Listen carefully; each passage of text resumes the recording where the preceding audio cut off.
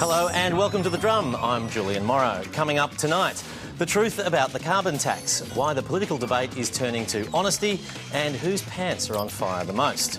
Is Julia Gillard really that cool with Bob Hawke's praise for Greg Combet? And who is the real Julian Assange? We talk to his former writing collaborator. Our panel tonight, former diplomat and columnist Bruce Haigh, former Liberal staffer and political lobbyist David Miles, and in Canberra, Annabel Crabb from ABC Online joins us. First, the idea of a carbon tax was never going to be an easy sell for the federal government. And the Greens haven't exactly made things easier by suggesting that there'll be no exemption for petrol.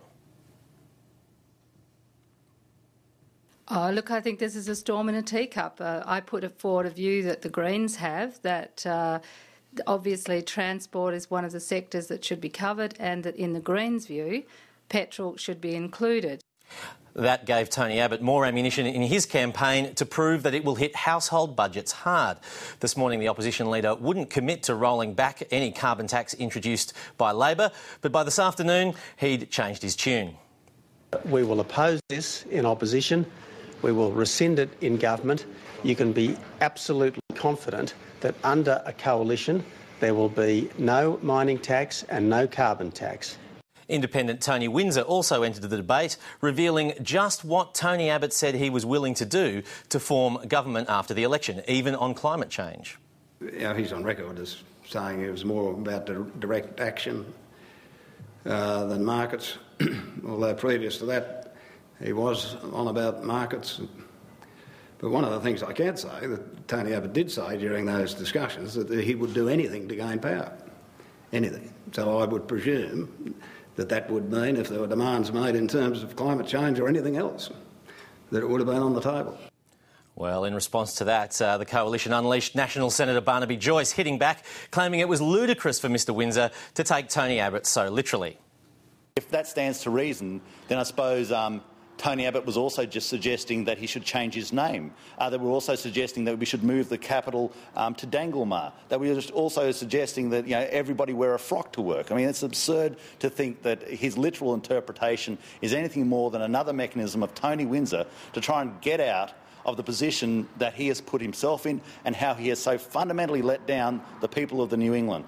I think we can be confident there'll be no one taking Barnaby Joyce literally on that one. But as the carbon tax again dominated question time, truth and political honesty were very much at the heart of the debate.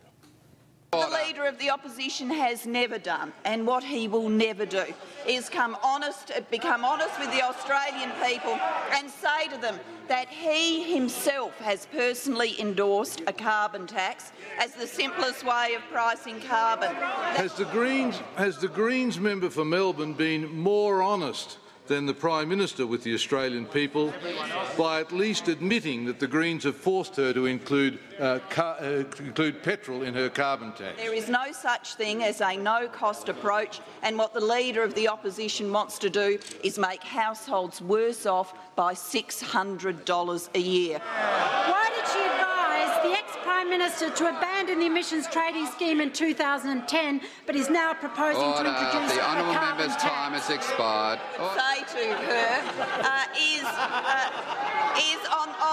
on the question of who Australians can trust to deal with the big issues of the future.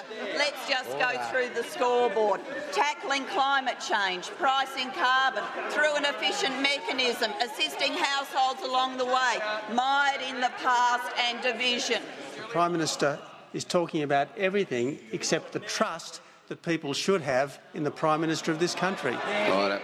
Given the carbon tax lie, she told before the election, how can Australians ever again trust this Prime Minister? And to the Leader of the Opposition, I say this: if he wants to have a debate about political honesty, well, bring it on. Bring it on. I say to the Australian public, I will submit myself to your verdict as to which of us, that Prime Minister or this Leader of the Coalition, is the more truthful person in Australian politics. Not exactly a triumph for political substance today. Lots of name-calling. Annabel Crabb, does the debate about lying pose problems for Julia Gillard after what she said before the election?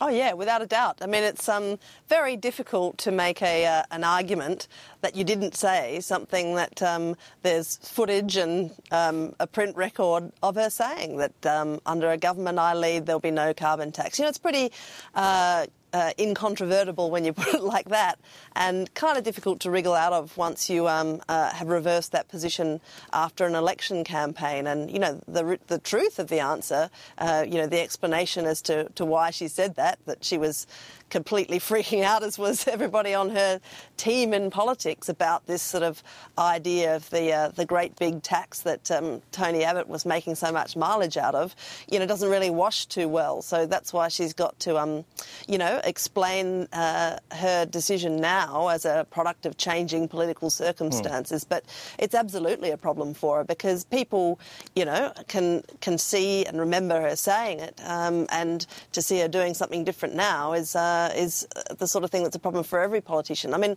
to be fair, though, I mean, neither side of politics has been at all consistent on this front. I mean, in 2007, Indeed. We went to a campaign where both sides of politics were offering an emissions trading scheme. And David Miles, I wanted to ask you about that, if possible, as well, because Tony Abbott seems to have had a bit of a misstep today. Why wouldn't he commit to roll back straight off the bat and make part of the day's media about his changing positions? Well, quite simply, Julian, I mean, he hadn't taken this to the party room as yet, or to shadow cabinet. I mean, people have criticised Tony Abbott in the past, including his own colleagues, for speaking from the hip and for committing to things before they'd had a chance to be ticked off, as it were, by either the shadow cabinet or the party room. Here he said from day one of this debate that he was going to fight it every second of every minute of every hour of every day. But as to whether he'd roll it back or would dump it should he win government, he quite rightly, I think, said, I'll take it to shadow cabinet. He did that today. He came out afterwards and said, that's it, we're going to knock it over if we win. Do you think there are dangers in committing to roll back, in particular for the business community? I mean, they'll want certainty once this scheme is in, won't they? Well, it's got to get passed yet, and I think there's still a few hurdles before it does get passed. And what is the structure of it going to be? What's the detail behind it? We've had, you know, yet another sort of policy thought bubble, in a sense, that we're going to have a carbon tax. It's going to be 3 to 5 years. It's going to, at some point in time in the future, lead into an ETS. But what's the detail? How's it going to be affected? What is the compensation? All of those issues have to come up before this can even get debated in the Parliament. I mean, we haven't seen any draft legislation. There's nothing like that. I mean, health reform's like in a similar way that we haven't seen much legislation on health reform either, and that was over a year ago. Bruce Haigh, Graham Richardson certainly came out in the press today saying that the government would be better to make the details of its policy clear soon so that people can start arguing about those facts. Do you agree with that? And how do you think the early days of the carbon tax debate have panned out for both sides? Oh, it's sloppy.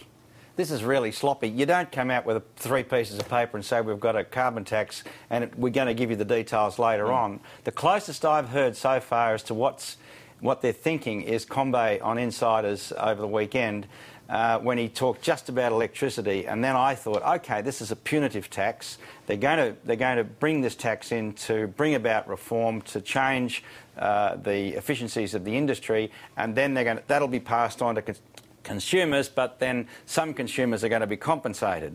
Well, that's good that Greg was able to tell us that much, but that's the first time I've heard it spelled out in any form at all. Yeah. But Gillard has been really stupid, because she came on and looked guilty. Instead of coming straight out and saying, look, I've had a change of heart, I don't think she should have even done that. I think she should have softened up a bit and then come out and said, well, look, I've had a change of heart, like John Howard, if you like, and this is what we're going to do. OK, Annabel, what's the vibe in the Labor Party room about the way Gillard has handled it so far? Well, look, I think there's a bit of widespread relief that she's picked an issue and decided to go into battle on it. I mean, she's been a bit of a transformed character, I think, in her public persona and her parliamentary persona in recent weeks. And I think in some ways, you know, there is a great sense of heartening in the caucus that they're actually engaged in a battle. You know, it could be death or glory. I think it's kind of, you know, optimistically 50-50 if you're in the caucus at the moment, because this is going to be a tricky one to convince people of, and it's not like Julia Gillard is an established Prime Minister. She's a new Prime Minister, kind of still learning how to run a government, and this is a pretty major policy undertaking, and it's one that knocked over her predecessor with her assistance, of course. Yeah, indeed. And of course, the man who will be trying to sell the carbon tax is Climate Change Minister Greg Combet, who's had his hands full over the weekend as well, after some comments by the former Prime Minister, reported by Julie Bishop, apparently Bob Hawke, saying that he's not so happy with Julia Gillard's leadership so far. And so now Greg Combet has been batting off speculation that he is a potential Labor leader. Breakfast with Bob Hawke yesterday and we were laughing together about Julie Bishop's endeavours to spin this story. So Bob and I having a good old chuckle over some yoghurt and fruit yesterday morning. Mr Hawke, though, has confirmed that he does expect Greg Combet to be your successor. Now, Greg Combet's older than you, so that doesn't suggest Hawke thinks you're around for the long haul. I think Bob Hawke would happily confirm that he's a fan of Greg Combet, and no wonder. Greg Combet is a very, very talented man. And Greg Combet, of course, was playing down the reports on the ABC's Insiders program as well. I reckon that was done over a few glasses of red wine, if anything. It's nice of Bob to say nice things, but we've got a pretty big job ahead of us here, and I understand that's come through Julie Bishop, so I don't know that it's a particularly reliable source, the Deputy Leader of the Liberal Party. What I do know, because Bob's a mate of mine, is the tremendous admiration he's got for the PM. Bruce Haigh, is this just a case of a few loose lips after too many red wines, or is there substance in this leadership debate? Substance. And and Annabel would have a better handle on this one than I do, but I was in Canberra a few days ago, and the Sharks are circling both leaders, but I think Combet's reluctant, very reluctant to he'll have to be dragged into this, whereas Shorten is telling everybody who'll listen how terrific he is and how he was born to be Prime Minister. But I wouldn't buy a car from Shorten, and I'm sure there's a lot of other people around like that. So Combet, to me, has the substance to do the job, and he's got the gravitas, or in Australian politics, the faux gravitas to do the job. So I think it's serious, but it's early days, and I mean, for the Labor Party to change leader now, after the Rudd debacle, if you like, I think it'd be difficult for them. Absolutely. Just the fact that they're even talking about it, I think, is frightening for Gillard. And why you say Combet might have to be dragged into it, I don't know. I mean, I was having a look at him on the weekend in the comments he made.